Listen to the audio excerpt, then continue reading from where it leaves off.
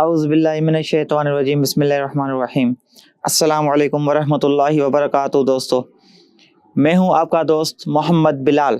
آپ دیکھ رہے ہیں اردو بلال ٹیچر۔ اگر آپ نے ابھی تک اس چینل کو سبسکرائب نہیں کیا تو پہلی فرصت میں سبسکرائب فرما لیں اور بیل کے آئیکن کو دبائیں۔ اگر بیل کے آئیکن کو آپ دبا لیں گے تو اس سے یہ فائدہ آپ کو ہوگا کہ ہم جو بھی نئی ویڈیو اپلوڈ کریں گے تو آپ کو انفارمیشن مل جائے گی۔ آج کا ہمارا ٹاپک ہے وضو کا طریقہ اور کن چیزوں سے وضو ٹوٹتا ہے، اور وضو کہاں کرنا چاہیے، کس جگہ پہ کرنا چاہیے، کتنی جگہ اونچی ہونی چاہیے، اور وضو کے لیے کیا کیا واجبات ہیں، شرائط ہیں، انشاءاللہ اس پہ ڈسکس کریں گے۔ سب سے پہلے دوستو آپ کو عرض کرتا ہوں، وضو کے 4 فرائض ہیں۔ فرائض وہ چیز ہوتی ہے جو ایک فرض بھی رہ گیا تو وضو نہیں ہوگا۔ اچھا، پہلا فرض یہ ہے کہ چہرہ جہاں سے سر کے بال اگتے ہیں وہاں سے لے کر تھوڑی کے نیچے تک، اور ایک کان کی لو سے لے کر دوسرے کان کی لو تک، یہ چہرے کی ڈیفینیشن ہے۔ دوسرا فرض ہے کہ دونوں ہاتھ کونیوں سمیت دھونا، یعنی دونوں ہاتھ کونیوں سمیت دھو لیں، تو یہ وضو کا دوسرا فرض ہے۔ اور تیسرا فرض یہ ہے کہ چوتھائی سر کا مسح کرنا، یعنی مسح کرتے ہیں جو کانوں میں انگلی ڈالتے ہیں باقاعدے سے، یہ فرض ہے، تیسرا فرض۔ اور چوتھا لاسٹ فرض وضو کا ہے دونوں پاؤں ٹخنوں تک دھونا۔ جو پاؤں ٹخنوں تک ہوتے ہیں نا، تو ٹخنوں تک دونوں پاؤں دھونا۔ کعبۃ اللہ شریف کی طرف منہ کر کے اونچی جگہ بیٹھنا مستحب ہے۔ وضو کے لیے نیت کرنا سنت مبارکہ ہے۔ نیت اگر نہ ہوگی وضو تو ہو جائے گا مگر اس کا ثواب نہیں ملے گا۔ نیت جو ہوتا ہے نا وہ دل کے ارادے کو کہتے ہیں۔ دل میں نیت ہو یہ بہتر ہے، مگر زبان سے کہہ لینا بھی افضل ہے۔ زبان سے نیت اس طرح ہوگی کہ نیت کرتا ہوں میں وضو کی، اللہ تعالیٰ کا حکم بجا لاتا ہوں اور پاکائی حاصل کرنے کی نیت کرتا ہوں۔ وضو کرنے سے پہلے بسم اللہ شریف پڑھ لیجئے کہ یہ بھی سنت ہے، بلکہ بہتر یہ ہے کہ وضو میں بسم اللہ کے بعد بسم اللہ والحمدللہ کہہ لیں، تو اس سے جب تک وضو رہے گا فرشتے ہمارے نامہ اعمال میں نیکیاں لکھتے رہیں گے۔ اب دونوں ہاتھ 3 بار پہنچوں تک دھوئیے۔ نل بند کر کے دونوں ہاتھوں کی انگلیاں ہیں نا، اس کا خلال بھی کیجیے تاکہ کوئی مٹی وٹی ہو تو نکل جائے۔ اور منہ جو ہوتا ہے، منہ میں اوپر کے، نیچے کے، دائیں کے، بائیں کے جو دانت ہے ان میں اچھی طریقے سے مسواک کیجیے، اور ہر بار مسواک کو دھو لیجیے۔ 3 بار اس طرح کلی کریں کہ 3 چلو سے کہ پانی حلق تک پہنچ جائے اور سارے دانتوں کے کھال ہیں،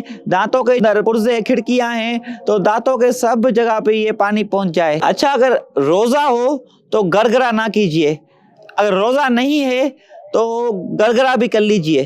3 بار چلو بھر کے کلی کیجیے۔ بہتر ہے کہ 3 دفعہ عمل کرنا سنت کہلاتا ہے۔ اس کے بعد 3 چلو بھر کر ناک کی نرم ہڈی تک چڑھائیں گے۔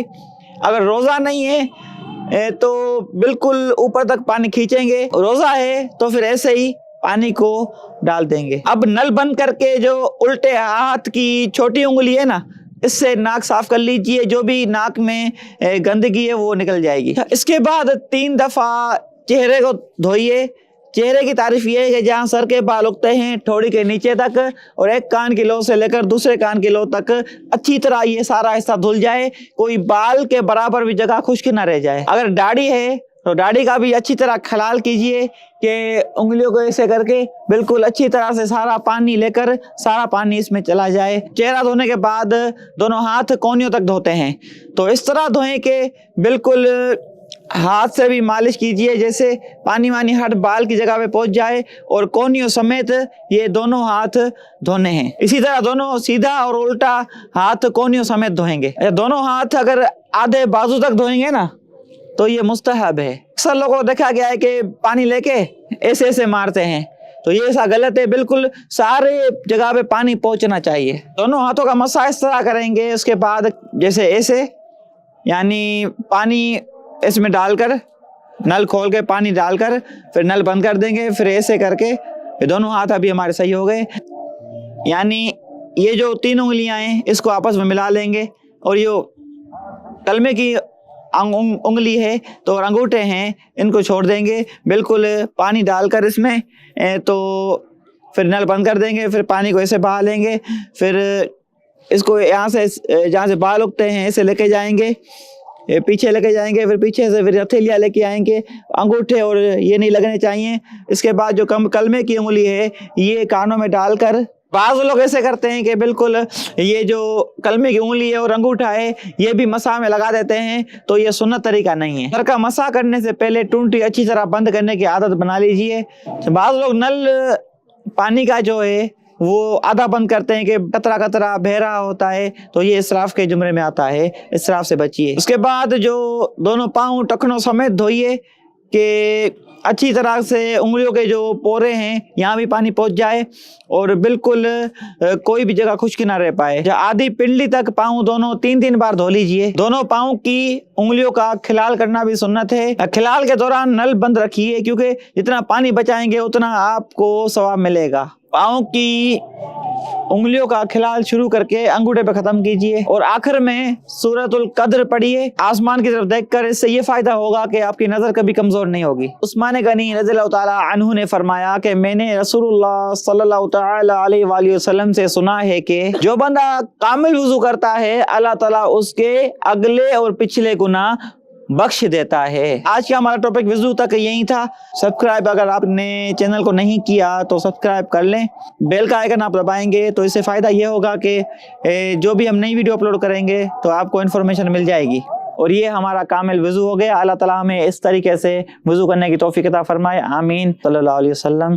دعا میں یاد رکھیے گا وما علینا الا البلاغ المبین۔ اللہ تعالیٰ آپ کو خوش رکھے، آباد رکھے، آمین۔